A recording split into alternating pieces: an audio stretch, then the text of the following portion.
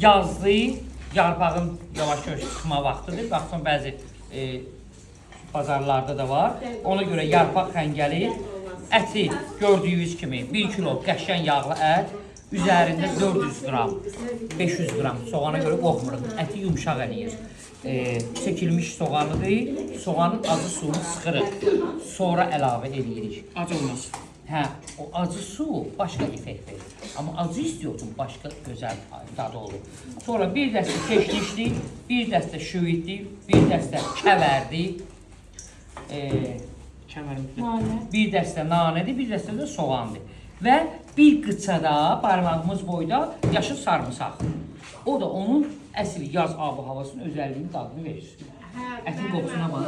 Kavunla eşitməmişdim. Sarımsaq. Kəvər. Kəvər də sarımsaq. Hə, çox yumşaq, yüngül. İndi inşallah eləyərsən, evdə görərsən dadını. Ətin qoxusunu hiss eləyirsiniz də, yəni yazın ab-havasını gözəl. Bir diş sarımsaq yeməkdə bilməz o dad verir. Mən çox vururam. Dəstək olan müzakirə edilir. Sarımsaq şeydə yaxşıdır. Bütün insan Bəli, orqanizminə bəli, faydalı. bəli. Bütün mikroplar bir dənə ilin Barmağı tükürük olan bölərsin, hə. vaxtı. Sarımsaq yaxşı. Deməli, Yaz neyim? ayıdır. Mən hər evimizin qabağına o yarpaqlarda qoyacağam. Bir dənə, iki dənə özüm bükəcəm. Sonra xanımlar yarpaq bir dolmasını bükməyəcək. Çünki onlar hamısı evdə bir xanımdır, hamısının bacarığı var. Dolmanı bükəcək bizim oğlanlarımız.